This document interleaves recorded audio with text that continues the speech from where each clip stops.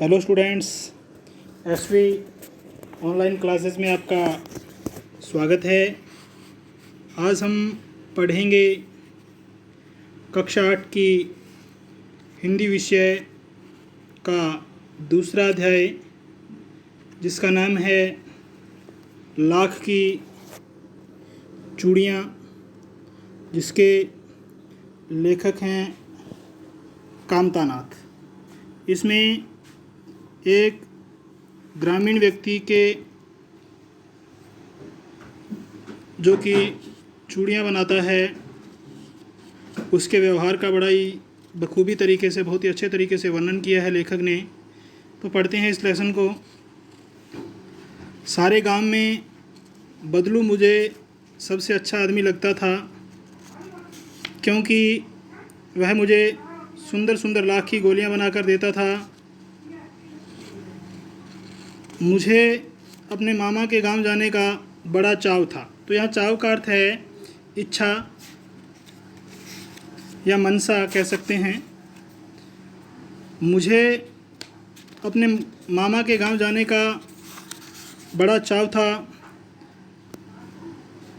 बड़ा चाव यही था कि जब मैं वहाँ से लौटता था तो मेरे पास ढेर सारी गोलियाँ होती, रंग बिरंगी गोलियाँ, जो किसी भी बच्चे का मन मोह लेने का मतलब है किसी वस्तु द्वारा आकर्षित करना। वैसे तो मेरे मामा के गांव का होने के कारण मुझे बदलू को बदलू मामा कहना चाहिए था, क्योंकि वह मेरे ननिहाल का था। इसलिए मेरे मामा के गांव का होने के कारण मुझे ऐसा लगता था कि मुझे भी उसे बदलू मामा कहना चाहिए। परंतु मैं उसे बदलू मामा न कहकर बदलू काका कहा करता था, जैसा कि गांव के सभी बच्चे उसे कहा करते थे। बदलू का मकान कुछ ऊंचे पर बना था, ऊंची जगह पे बना हुआ था। कहने का मतलब है मकान के सामने बड़ा सा सहन था, जिसमें एक पुराना नीम का वृक्ष लगा था। उसी के नीचे बैठकर बदलू अपना काम किया करता था, अर्थात उसका काम था लाख की चूड़ियाँ बनाना।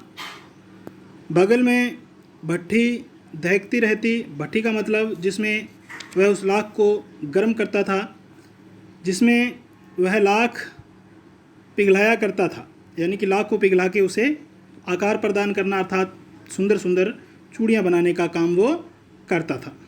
सामने एक लकड़ी की चौखट पड़ी रहती, जिस पर लाख के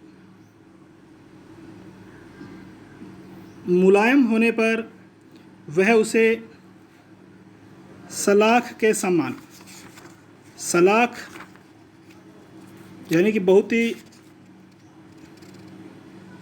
धातु की छड़ होती है एक, सलाई यानी कि कीलनुमा, उस सलाख के समान पतला करके चूड़ी का आकार देता। पास में 4-6 विभिन्न आकार की बेलननुमा मुंगेरियाँ होता है गोल मुठियादार लकड़ी, जो ठोकने पीटने के काम आती है, अर्थात उसको आकार देती थी लाख को। बेलननुमा मुंगेरियाँ रखी रहती, जो आगे से कुछ पतली और पीछे से मोटी होती।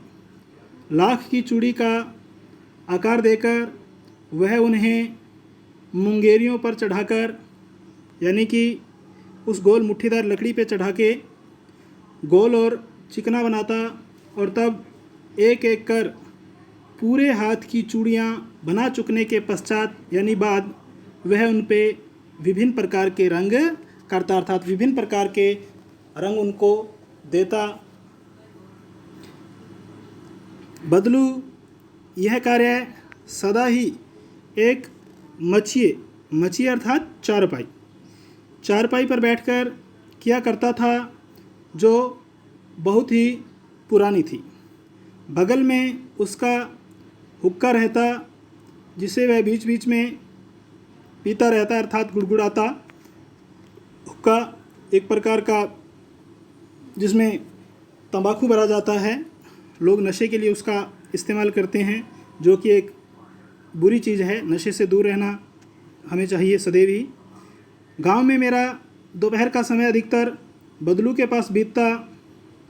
वह मुझे लल्ला कहा करता, यानी कि छोटा बच्चा था मैं, इसलिए मुझे वह लल्ला कहकर पुकारता।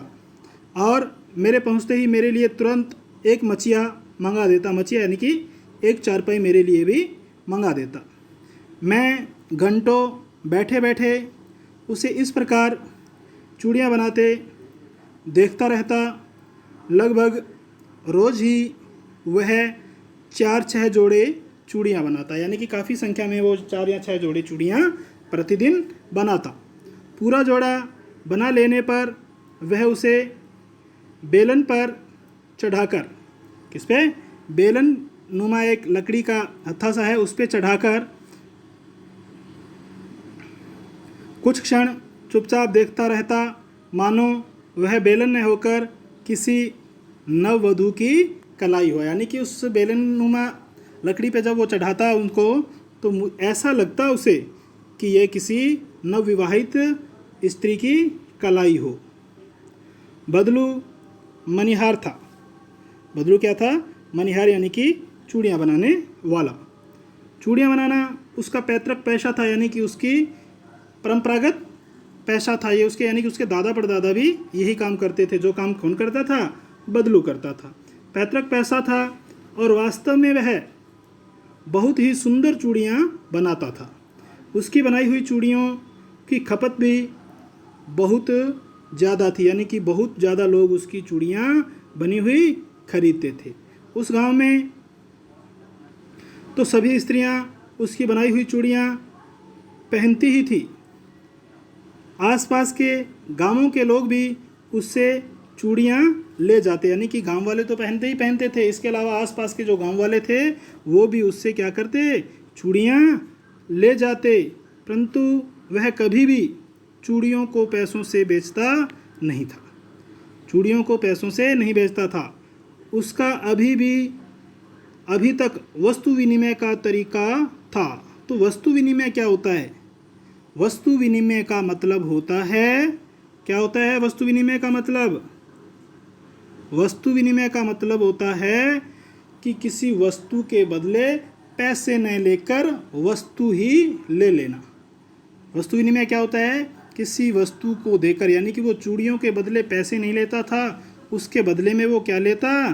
कोई ना कोई चीज़ ले लेता, अर्थात पैसे नहीं लेता था। तो वस्तु विनिमय समझ में आई? वस्तु विनिमय, वस्तु विनिमय किसी वस्तु के बदले वस्तु लेना, उसका अभी तक वस्तु विनिमय का तरीका था। और लोग अनाज के बदले उससे चूड़ियाँ ले जाते थे। लोग उसे अनाज दे जाते थे, गेहूँ वगैरह दे जाते थे और चूड़ियाँ ले जाते थे। बदलू स्वभाव से बहुत ही सीधा था, यानी कि बहुत ही सरल स्वभाव का था, अच्छे स्वभाव वाला था, मीठे स्वभाव वाला था। मैंने कभी भी उसे किसी से झगड़ते नहीं देखा। हाँ, शादी विवाह के अवसरों पर, यानी कि जब कोई शादी विवाह वाला आता उससे चूड़ियाँ लेना, तो उस समय वह अवश्य जिद पकड़ जाता था, यानी कि हट कर लेता था। जीवन भर चाहे कोई उससे मुफ्त चूड़ियाँ ले जाए, जीवन भर चाहे उससे कोई मुफ्त चूड़ियाँ ले जाए, वह चूड़ियाँ मुफ्त भी, यानी कि बिना किसी दाम के भी दे देता था। परंतु विवाह के अवसर पर वह सारी कसर निकाल लेता था, अर्थात उससे खूब पैसे या वस्तुएं वसूल करता था। आखिर सुहाग के जोड़े का महत्व भी और होता है। सुहाग का जोड़ा यानी कि शादी के बंधन में बंधने का अवसर। सुहाग के जोड़े का महत्व ही और होता है। मुझे याद है मेरे मामा के यहाँ किसी लड़की के विवाह पर जरा सी किसी बात पर बिगड़ गया था और फिर उसको मनाने में लोहे लग गए थे। लोहे लगने का मतलब है कि बहुत ज़्यादा प्रयास करना पड़ा।